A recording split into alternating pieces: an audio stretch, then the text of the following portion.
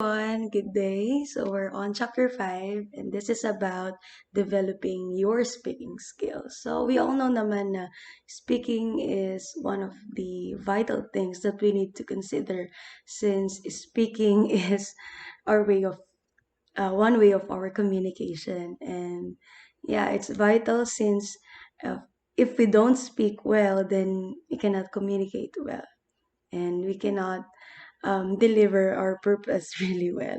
So ayun, this is on developing speaking skills. So there's a line here that says, speak clearly. So if you speak at all, carve every word before you let it fall. So ano bang ibig sabihin nun? So words begin and end wars. So they create or either destroy families.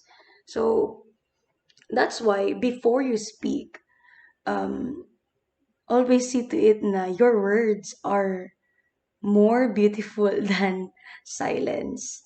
Kasi, yun nga laging, ang cliche na natin marinig, di ba, na less talk, less mistakes. And cliche as may it sound, but uh, it really, it really means a lot na uh, you need to listen more and talk less. So, yun yung sinasabi na make sure na your words are more beautiful than silence. Ayun.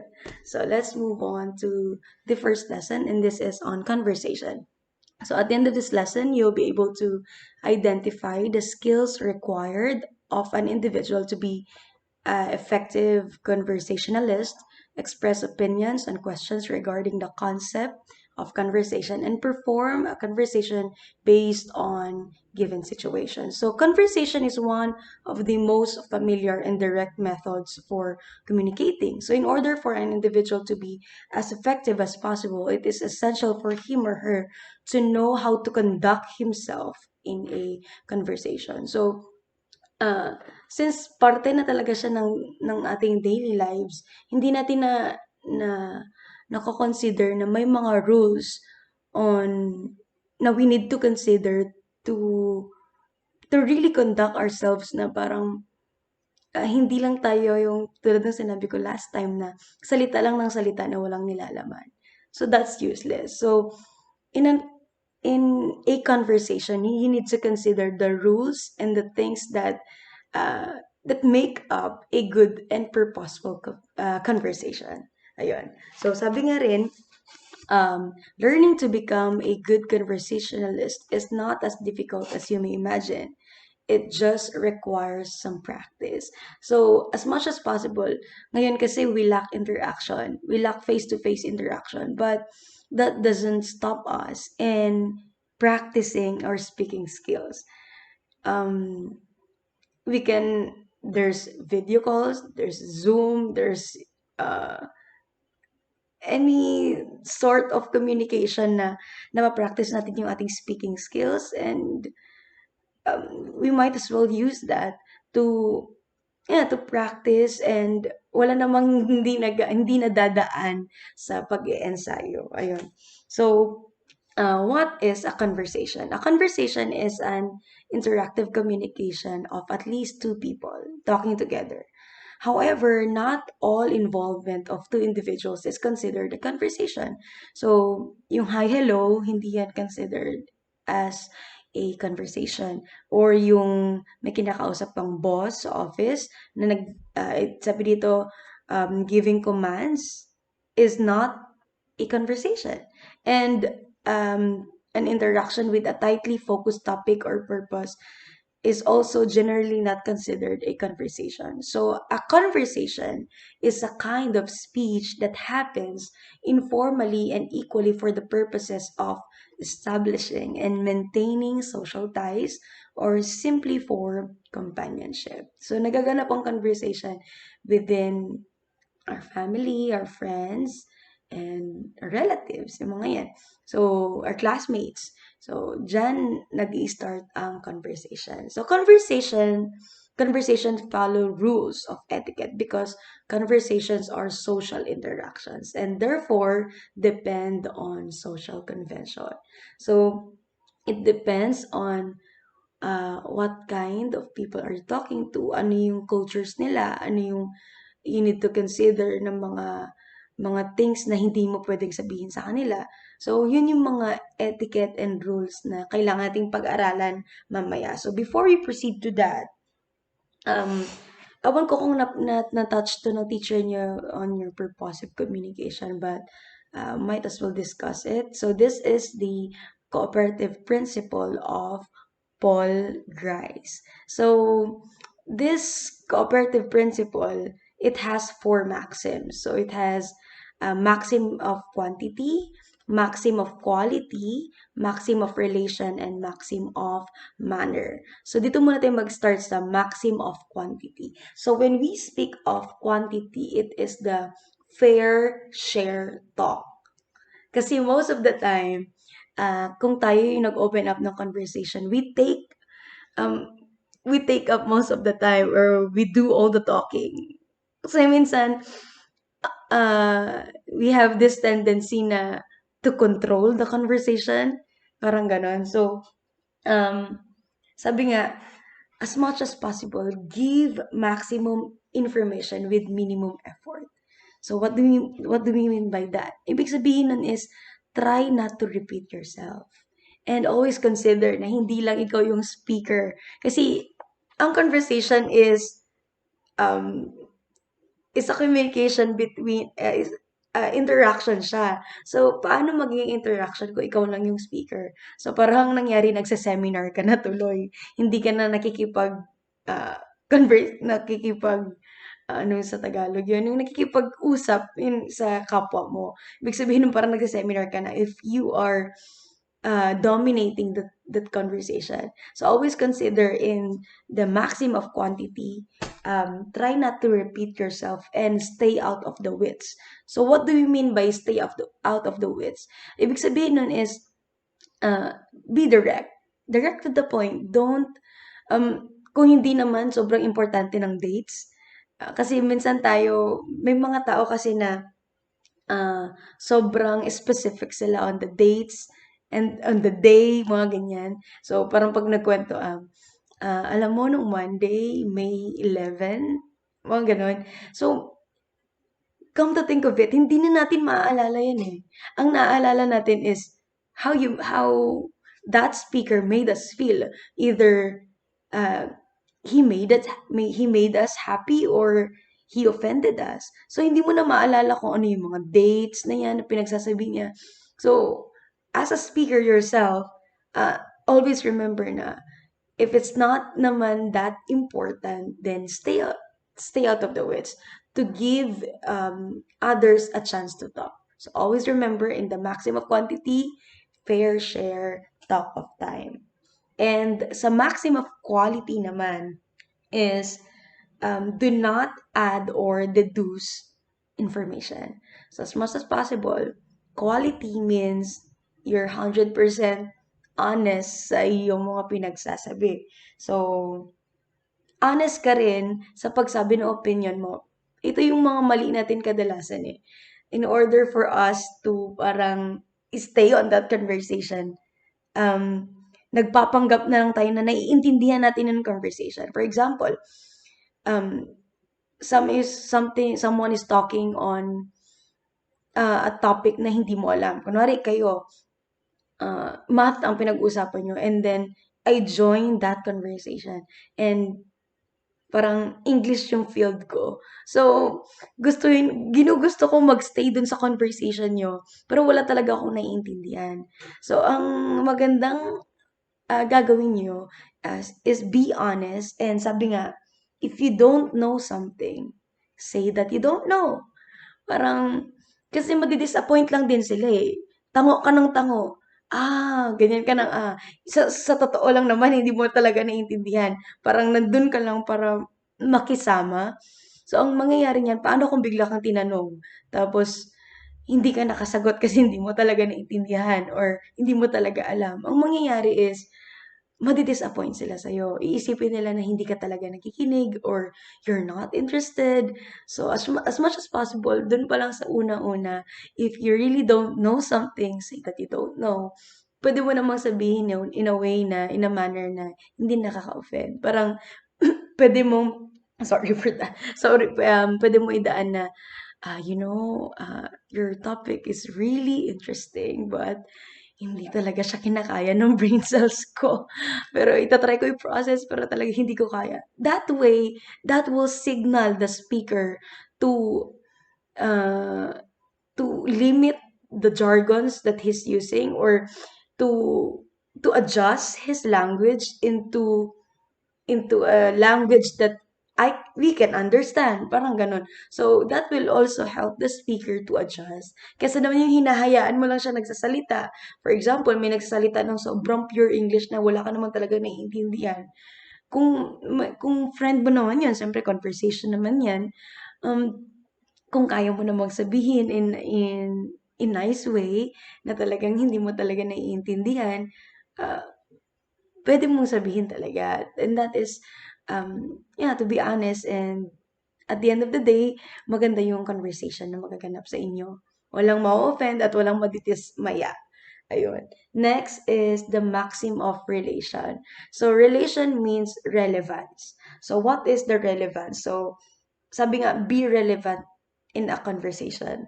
So this requires a response based on cultural and contextual environment. So, ang sinasabi lang dito sa relation is act accordingly.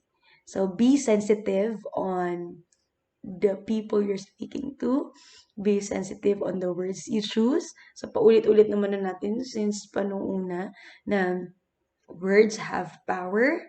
And kung hindi niyo pa narinig to, sabi nga, the tongue has no bones, but it can break a heart.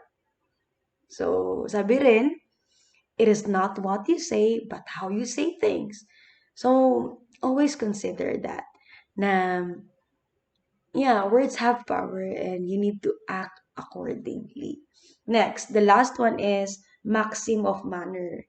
So, sa manner naman, yun nga, it's not what you say, but how you say it. And always remember na conversations are not for promotional purposes. Kasi we have this tendency na when we are talking, we promote ourselves. And sometimes the manner that we speak, we dominate in that conversation, and parang naipaparamdam natin sa ating kausap na mas malakas tayo, or kasi minsan hindi na natin namamalayan yun eh. And I don't exempt myself on this Lahat ng tinuturo ko, I also learn from it. And ayun, marirealize natin at the end of the day, did we really comfort our friend? Or nag-add up lang tayo sa burden na nafe-feel niya? 'Di ba? So we need to consider these things. Ayun. So that is on crisis maxims of communication. Next, we move on to, ayun, sabi nga rin dito, conversation is generally face-to-face or person-to-person at the same time, synchronous. So possibly online with video applications such as Skype, Messenger video call, Zoom, etc. But it might also include audio phone calls. It would not generally include internet, written communication, yung pagchat online, yung pagte-text, which tend to be asynchronous because, yun nga, it's not the same time naman na that person can read and reply the same time. So, asynchronous yun. So, it does not fit then with the meaning of the conversation. Conversation is, the meaning of con is with. So, within a conversation dapat siya. Next, we move on to the types of conversation. So, according to purpose, there are two types of conversation. Number one is transactional conversation. So this have transactional conversations have realistic goals. So say making a reservation for in a hotel, or inquiring on a program offerings of a university, ordering food. So there is a successful conversation when these goals are satisfied. While social conversations goal is not primarily to complete a task or to accomplish a task. Instead, the purpose is to build and maintain relations. So when we say social conversation, it can be further subdivided into those occurring between friends and those acquaintances and strangers. So personal topics are often discussed with close friends, while conversations with strangers and casual acquaintances have more superficial and functional purpose. So let's move on to the characteristics of a conversation.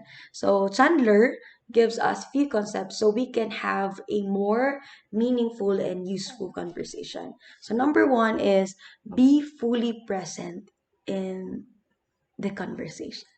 So, ang ibig sabihin niyan is do not multitask. If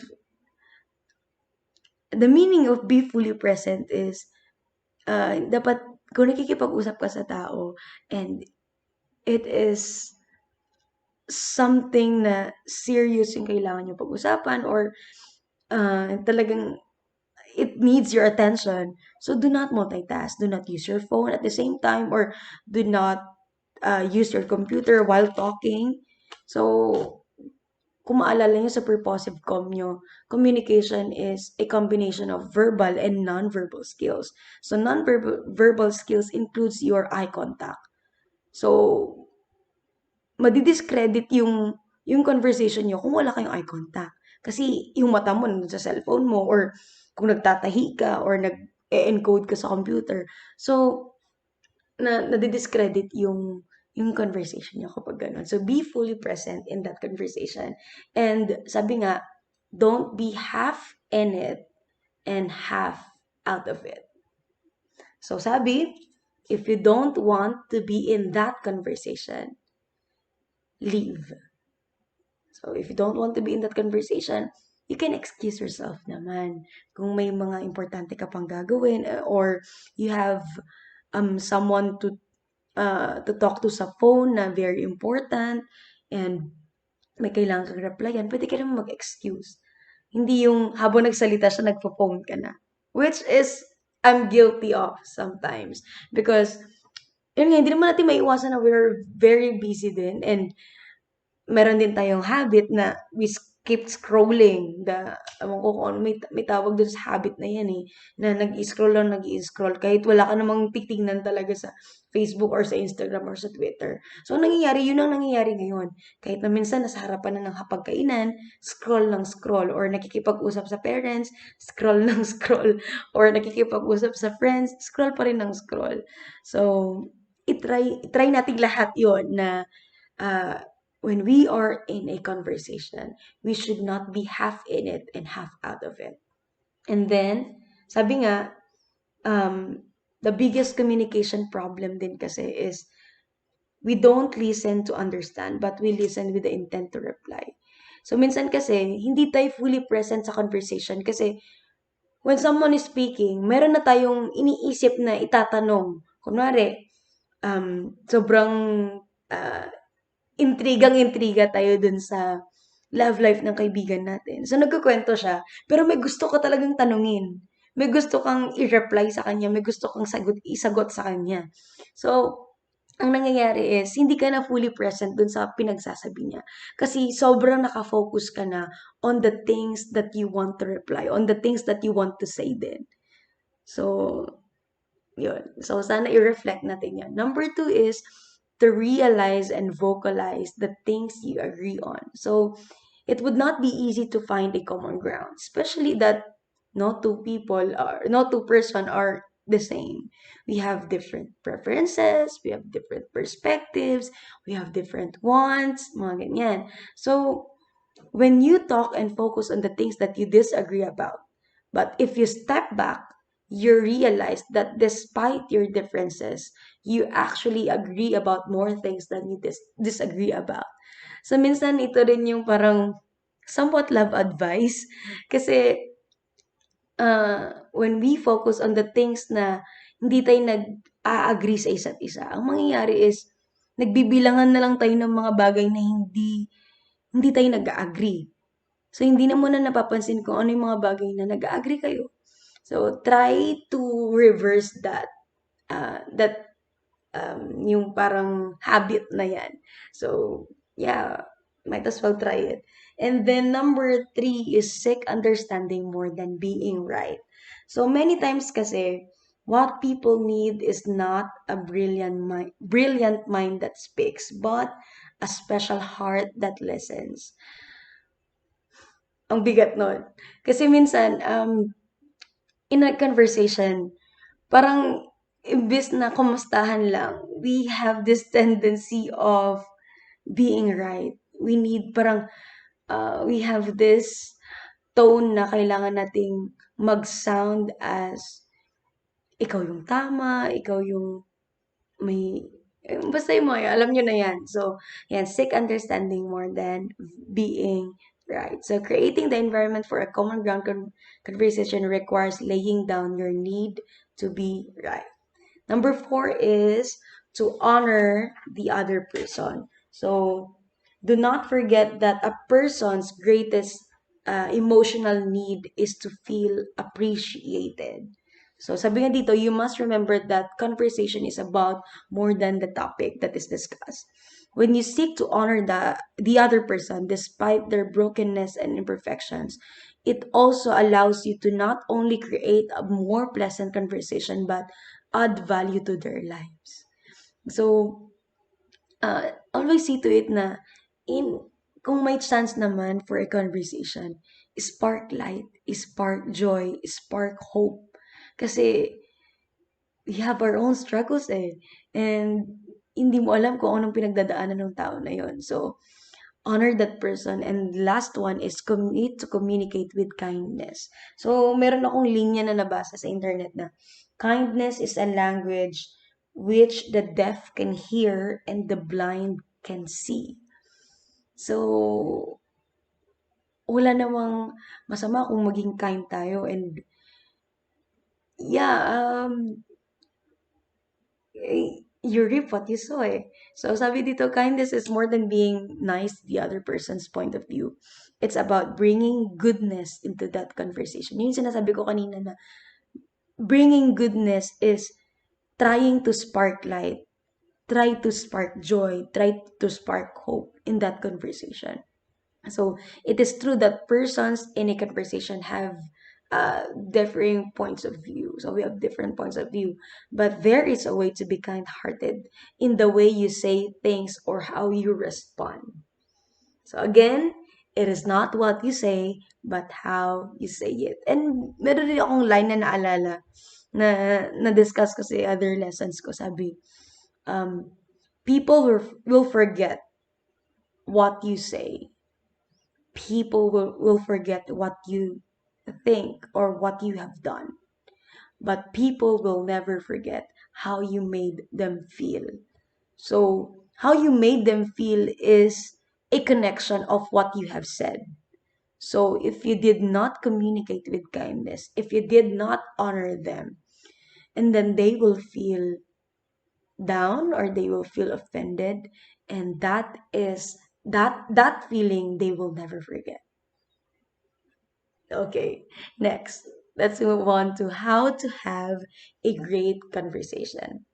So, sabi nga, on starting a conversation, perfect your timing. So, timing is a key to starting a great conversation. So, meron ako nabasa, kanina lang ata yun. Do not message before 9 a.m. and do not message after 9 p.m.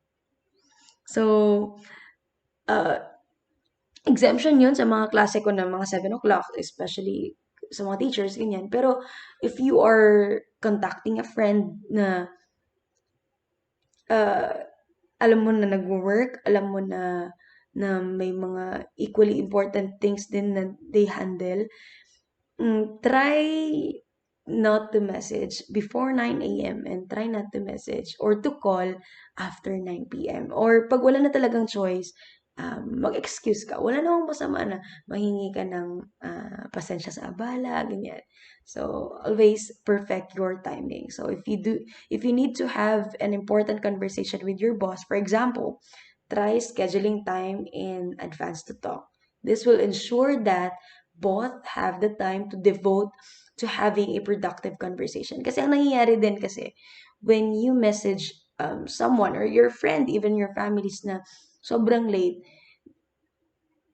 hindi mo alam kung ano nangyari sa buong araw nila eh. So, baka pagod sila, baka they did not have a super great day and they wanted to rest. Ay, ang mararamdaman mo is hindi sila fully devoted dun sa conversation. So, parang magtatampo ka pa ngayon kasi ah, hindi sila sobrang nagpo-focus dun sa conversation.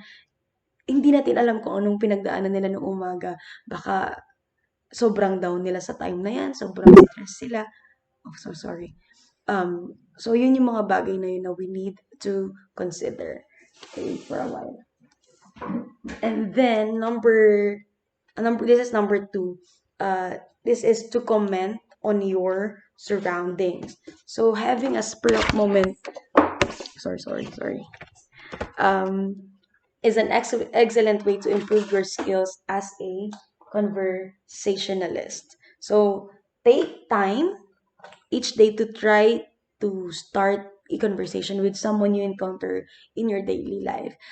So this is a reminder din sa akin din kasi I don't really interact with people that much. I only interact with my students or with my family. I don't interact with other people talaga. Kaya if I have the chance na nakakausap ko yung tindera sa sari-sari store, nagkukuwento talaga ako kung minsan tinatanong kung bakit mataas yung presyo ng ganito, tas minsan nakikibalita ako kung magkano yung ganito, ganito.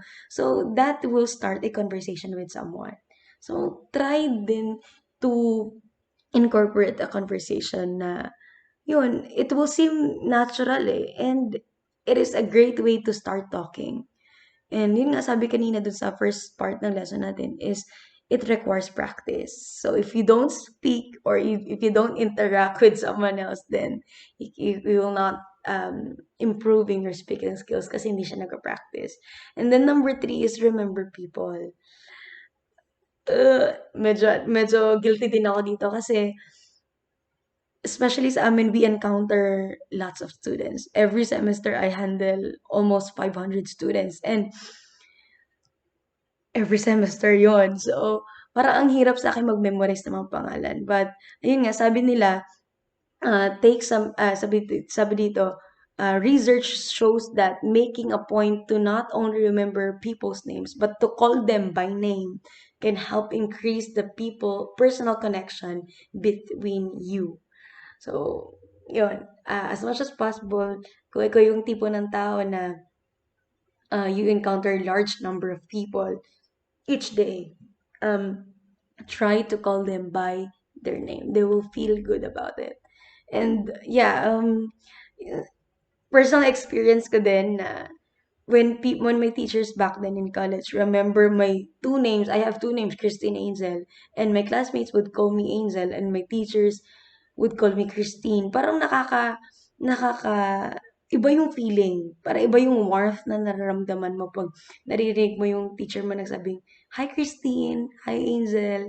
So iba-iba talaga. So try calling the person that you interact each day by name. And then offer a compliment. So saying something nice is a great icebreaker. So kasi minsan sa ating mga friends, we have this tendency of over-familiarity. And then when pag nagkakamustahan tayo, parang sinasabi natin, uy, ang taba mo na. Uy, bakit parang umitim ka? Uy, bakit, di ba, parang kasi sanay na tayo dahil magkakaibigan tayo. Pero, pwede naman nating unahin muna yung compliment bago natin sabihin yung ating mga comments. Okay? So, pwede nating sabihin na, uy, hiyang mo yung quarantine, hiyang mo yung COVID, medyo nananaba tayo parang ganon. So, compliment mo, wag naman yung direct to the point, uy, nangitim ka or ano ba? So, yung mga yan. So, try to choose something specific to comment on. So, make sure that you are being sincere. So your tone of voice and facial expressions often convey your thoughts. So make sure you are being honest in the compliment. Next, on being an active participant in a conversation. So ask good questions. So Ask open-ended questions that will allow the discussion to develop naturally. Open-ended questions kasi is you trying to tell them to talk or parang you are encouraging someone to talk. Kasi ito yung example ng a closed question and open-ended question. Ang closed question is, anong gusto mo, pink or red? So, two choices lang yung pipiliin niya. But when you say, kung sinabi niya, okay, pink, why? So, open-ended na yun. Kasi yung question magdedepende na sa kanya. So, minsan din tayo, we have this tendency, uy, kamusta ka? Okay ka lang? So, ang sasabihin ng tao, mm, yun yung tendency eh. Pero pag you are being sincere in that question, na, uy, how are you doing? Or, uy, kumusta ka? Uy, nandito lang ako if you need someone to talk to. So, that will signal your friend or your family member to speak. Kasi, hindi mo diniktahan kung anong sasabihin nila. Hindi mo siya binigyan kaagad ng answer na, uy, okay ka lang? Siyempre sabihin niya, Kasi wala namang tao na talagang sobrang honest na magsabing hindi. So, as much as possible, uh, try to ask open-ended questions. Next, number two is practice being an active listener. So, active listening makes the other person feel valued and respected. So, which is very important when trying to develop effective conversations.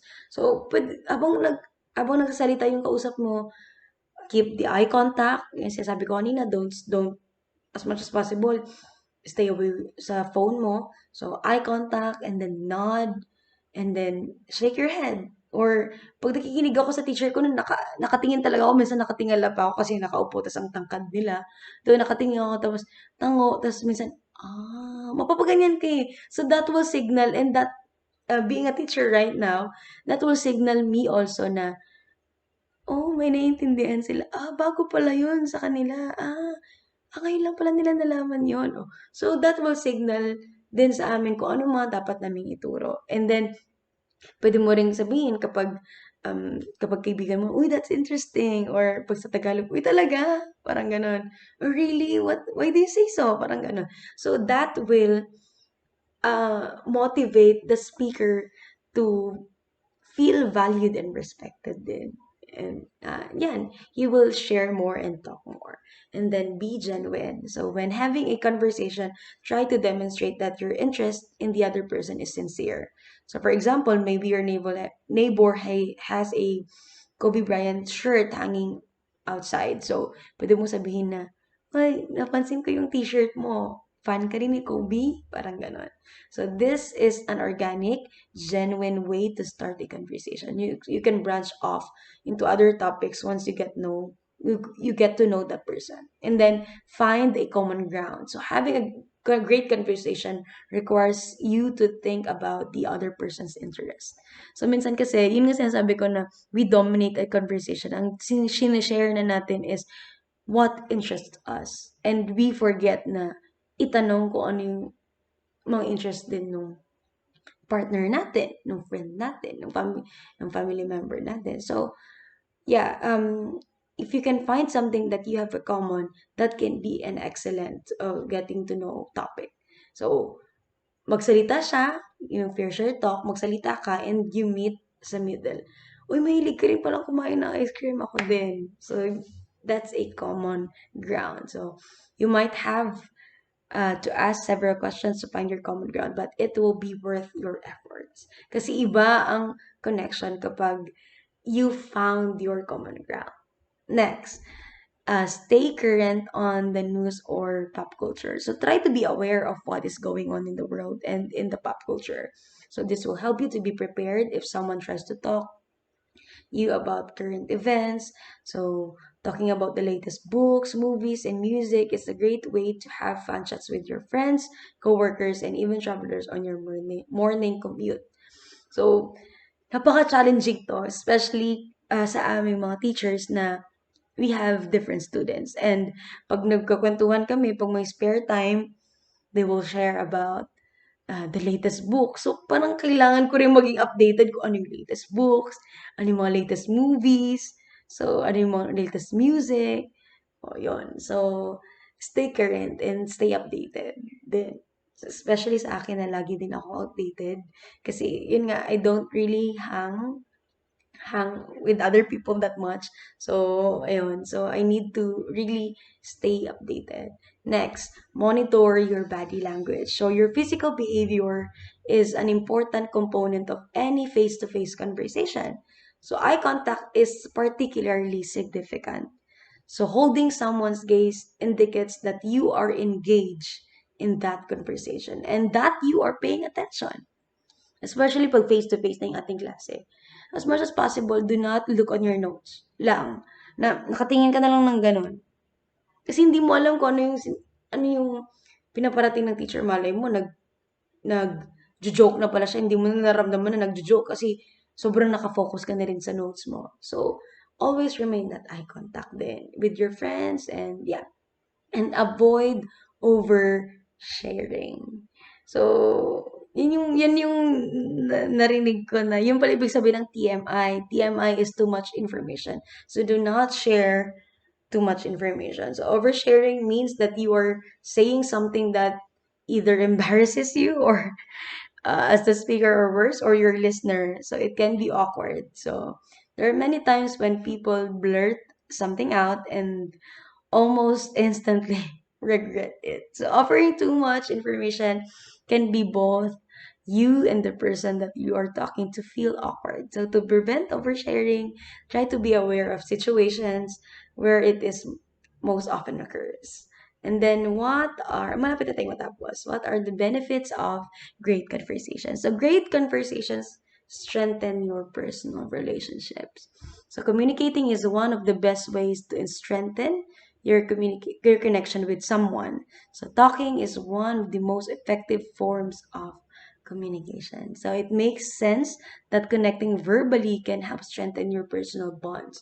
So one thing I realized during this pandemic, akala ko kasi I am somewhat of a mix of an introvert and an extrovert. So I enjoy my personal time, but I also enjoy my company. So, parang since nung nag-lockdown, hindi ko naman napansin talaga na na-miss ko siya kasi parang ni-register ko sa utak ko na, this is the time for silence and peace and parang ganun. So, hindi ko siya naisip na nami-miss ko na pala siya. And then when I visited our school and then nakausap ko yung mga professors and then ayun, nagkaroon ng mga very nice conversation, sobrang malalaman talaga. Nasabi ko talaga sa sarili ko na, ito pala talaga yung na-miss ko. Yung connection between people, yung talagang nakikita mong ngumingiti, naririnig mo talagang face to face na tumatawa, nag-a-appear kayo, nagsasapakan kayo. So, yun pala yung nakaka-miss din. So, yun nga, it strengthen your personal relationships. And then number two, conversations with coworkers improves your work relationships. So having good conversations is an excellent way to make your work life better. So not only can it help you advance into your profession, but it will make your day-to-day routine more enjoyable.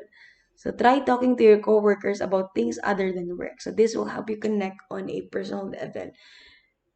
Personal story ko nung nag-OJT ako and nung paalis na ako sa OJT ko, the director offered the job in that certain office. And talagang uh, nag-reflect talaga ako if I really belong on um, that office, and that, kasi wala talaga nagsasalita. From 8 to 5, wala akong nakakausap. Computer lang talaga nakaharap sa akin. So, each day na lumilipas, although mababait talaga, as in hands down, wala akong masabi, ang babait nilang lahat, they were like family. But, yun talaga ang kulang, hindi ko maramdaman yung deeper connection. So, hindi ko ma-feel yung parang work life na magandang work life. So, I decided, sabi nga nung nabasa ko, before I left that office, even if it, sabi, even if that environment is good, parang mababait ang environment mo, hindi sila nagbibigay ng harm sa'yo. If it is not fulfilling, and then leave. Yun yung sinabi. Kaya nung nakita ko, okay, it is not fulfilling for me because, yun nga sabi ko na, I am somewhat a mixture of introvert and extrovert. So, ayun, you need to know yourself then, and then, dun mag-i-start, mag-i-start kung saan mo ipi-place din yung sarili mo. Next, last two na. In-depth conversations make one feel happier. So people who are happy about their conversations are generally happier people. So mostly this refers to in-depth conversation, but surface level chats can raise your endorphins too. So basically, try to put effort into each conversation that you have during the day, and you'll start to feel good about life in general. And the last one, last but not the least, is to smile while conversing with someone, and eventually it will improve their mood. Kasi nakakakawa talaga ang smile. Yun yung napapansin ko. Kasi, especially na sa church din namin, uh, I have this tendency to interact with people that I don't know, or people that hindi ko pa talaga nakikilala. So when I smile, people will smile also, parang, hi, pag ganun po lang, mapapasmile, kahit awkward sa inyong dalawa na strangers, pero nakakahawa ang smile eh.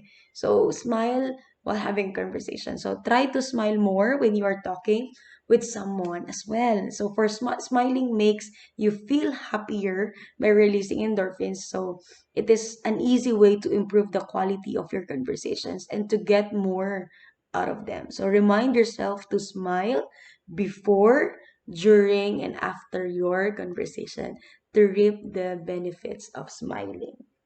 And sabi nga, a warm smile is the universal language of kindness. So, nasabi ko naman kanina na as much as possible, communicate with kindness. And sabi nga, the last thing na sabi doon is be helpful when you see someone without a smile. So, try to give yours. So, yun. Spark light, spark joy, and make others happy.